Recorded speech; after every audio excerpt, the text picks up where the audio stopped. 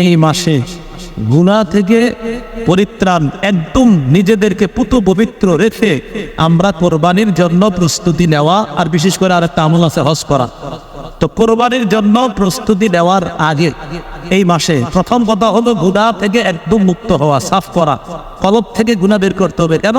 কলবের মধ্যে তাকওয়া আনতে হবে।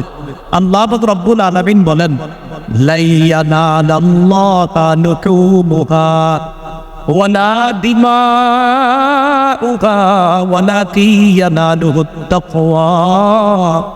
আল্লাহ পাক রব্বুল আলামিন বলেন, লা ইয়ানালাল্লাহু লুহুমুহা, আল্লাহর কাছে কোরবানির পশুর গোশত পৌঁছে না, ওয়ালা দিমাউহা, রক্ত পৌঁছে না, ওয়ালাকিন ইয়ানালুহুত তাকওয়া মিনকুম, তোমাদের তাকওয়া আল্লাহর কাছে পৌঁছে। তাহলে বলেন তো, রক্ত গোশত পৌঁছে না, পৌঁছে কি? তাকওয়া।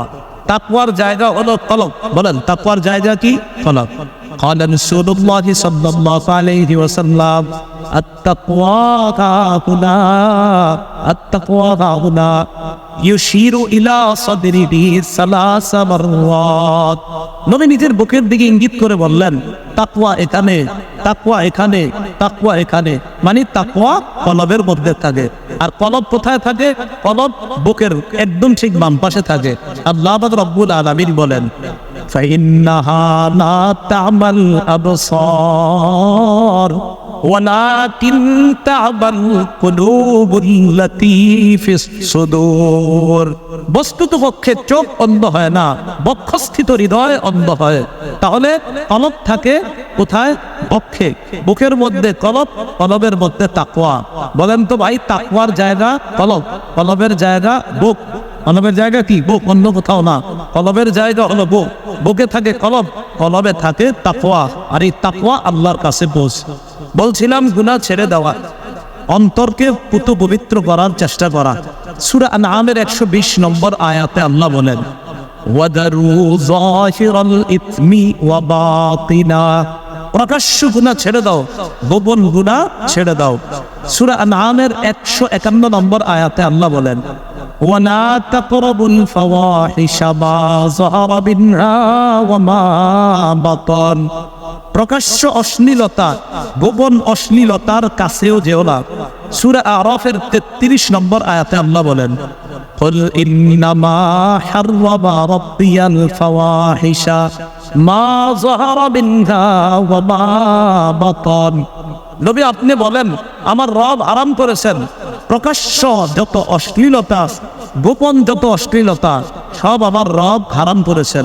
সূরা নিসার 131 নম্বর আয়াতে আল্লাহ বলেন, ইন তাজতানিবু কাবাইরা মা তুনহাউনা আন, তোমরা যদি কবিরা গুনাহ থেকে বাঁচো, নুকাফির আনকুম সাইয়্যাতিকুম, আমি তোমাদের কবিরা গুনাহগুলো মাফ করে দেব।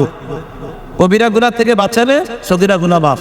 তিরমিজির বর্ণনা 2305 নম্বর হাদিস, সাল্লাল্লাহু আলাইহি ওয়াসাল্লাম, মাইয়া আখযু আন্নি হাউলাইল কালিমাত ফায়ামালু বিহিন্না আও ইউআল্লিমু মান ইয়ামালু বিহিন্না ফাকানা আবু হুরায়রা আলা ইয়া রাসূলুল্লাহ।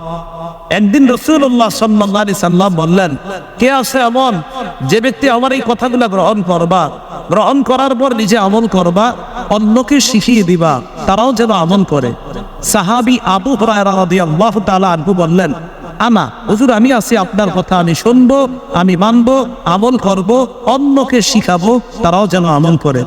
রাসূলুল্লাহ সাল্লাল্লাহু আলাইহি সাল্লাম বললেন, ইত্তাকিল মাহারিমা তাকুন আবাদান নাস, হারাম থেকে বাঁচো, তুমি আল্লাহর শ্রেষ্ঠ আবেদ হয়ে যাবা। হারাম থেকে বাঁচো, মানুষের মধ্যে শ্রেষ্ঠ আবেদ, ইবাদত গুজার বান্দা হয়ে যাইবা। কি থেকে বাঁচতে হবে ভাই? হারাম।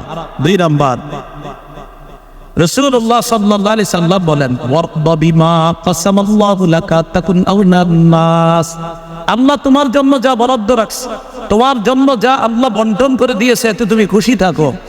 তাকুন আউনান নাস, মানুষের মধ্যে সবচেয়ে স্বনির্ভর বান্দা হবা, মনের দিক থেকে সবচেয়ে ধনী মানুষ হয়ে যাবা। 3 নাম্বার, তুমি প্রতিবেশীর সাথে উত্তম আচরণ করো, তাকুন মুমিনা, খাঁটি মুমিন হবা। 4, ওয়া আহিব্বা লিন-নাস মা তুহিব্বু লিনাফসিকা তাকুন মুসলিমা। নিজের জন্য যা পছন্দ করো অন্যের জন্য তা পছন্দ করবা, খাঁটি মুসলমান হয়ে যাবা। 5 নাম্বার, ওয়ালা তুকসিরিদ দিহকা ফা ইন্না কাসরাতাদ দিহকি তুমিতুল কলবা। বেশি হাসবা না, বেশি হাসি অন্তরকে মরা বানায়া দেয়। বেশি হাসি অন্তরকে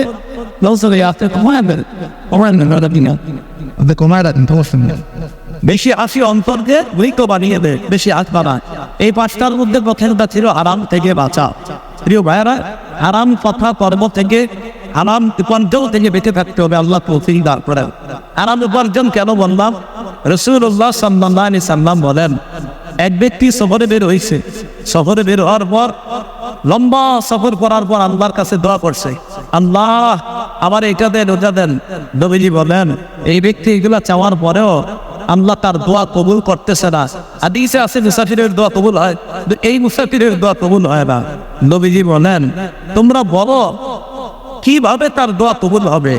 মাতআবুহু হারাম, তার খাদ্য হারাম। ওয়া মাশরাবুহু হারাম, তার পানীয় হারাম। ওয়া মালবাসুহু হারাম, তার পোশাক হারাম। ওয়া গুযিয়া বিল হারাম, তার উপার্জন হারাম, তার শরীরটা হারামে লালিত পালিত হয়েছে। ফান্না ইস্তাজাবু লিযালিকা, বলো তার দোয়া কবুল হবে কিভাবে? তার তো উপার্জন হারাম।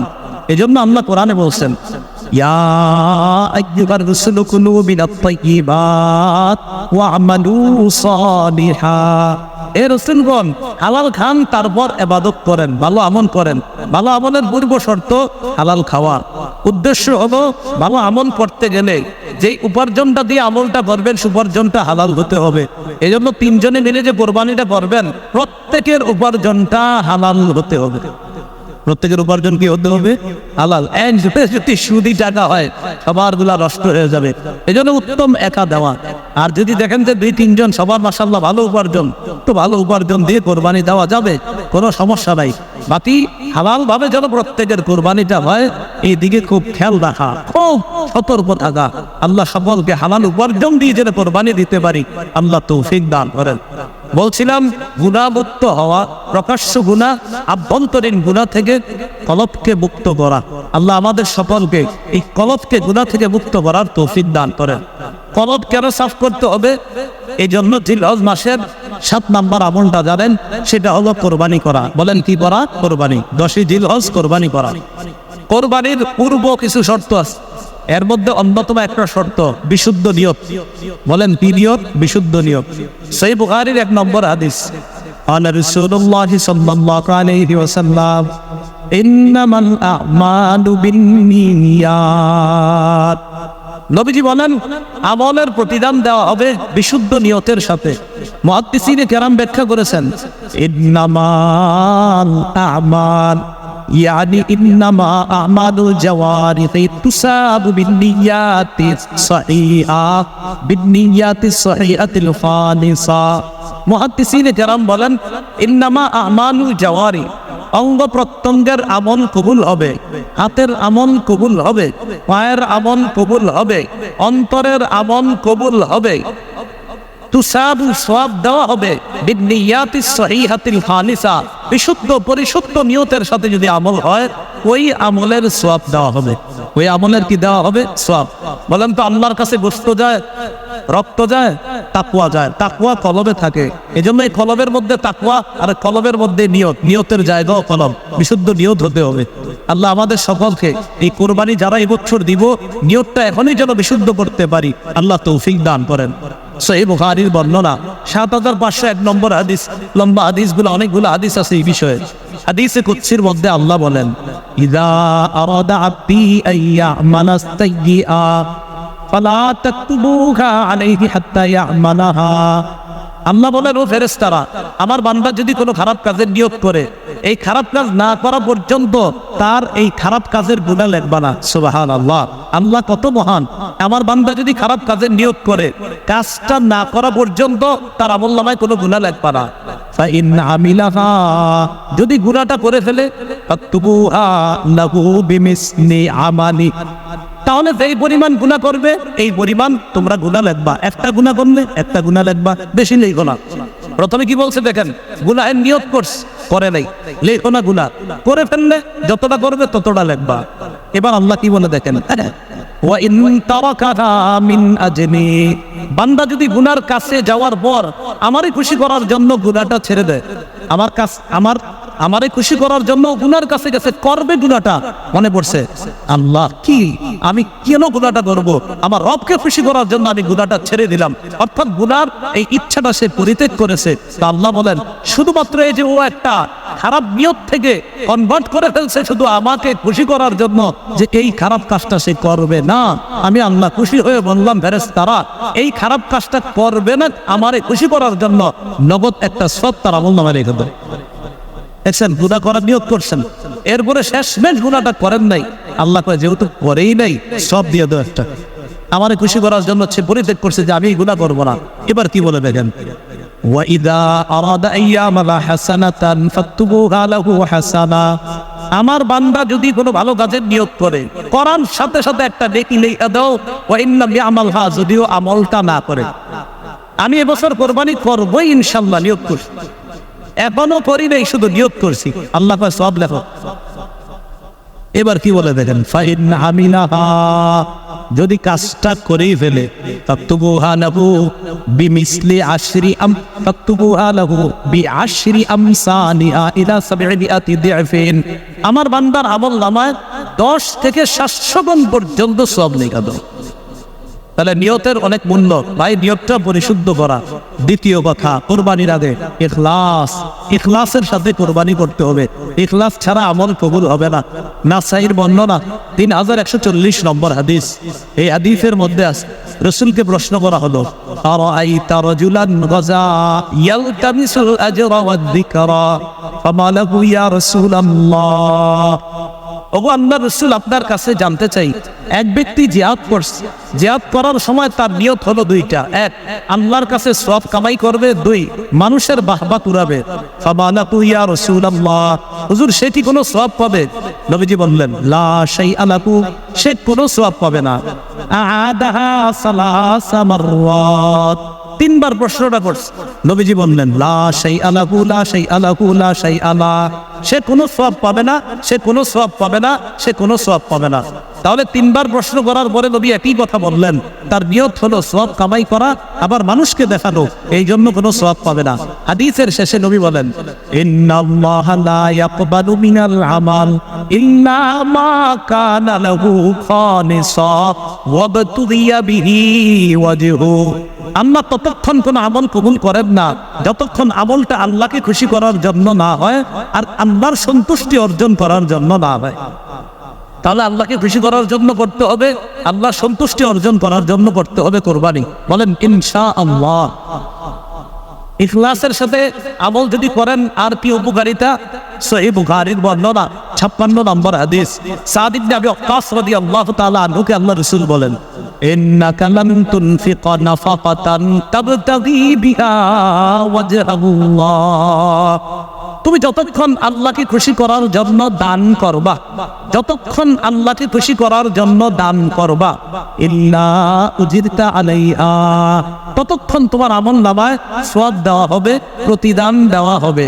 হাত্তা মা তাজআলু ফি ফামি ইমরাআতি, এমনকি তোমার বিবির মুখে যদি খাবার উঠায়া দাও আল্লাহরে খুশি করার জন্য, এই কাজের বিনিময়েও আল্লাহ তোমাকে সওয়াব দান করবেন।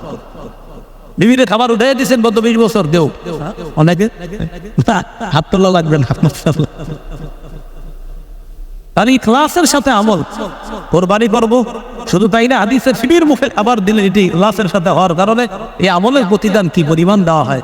ইখলাসের কারণে গুনাহ মাফ হয়, ইখলাসের কারণে গুনাহও মাফ হয়।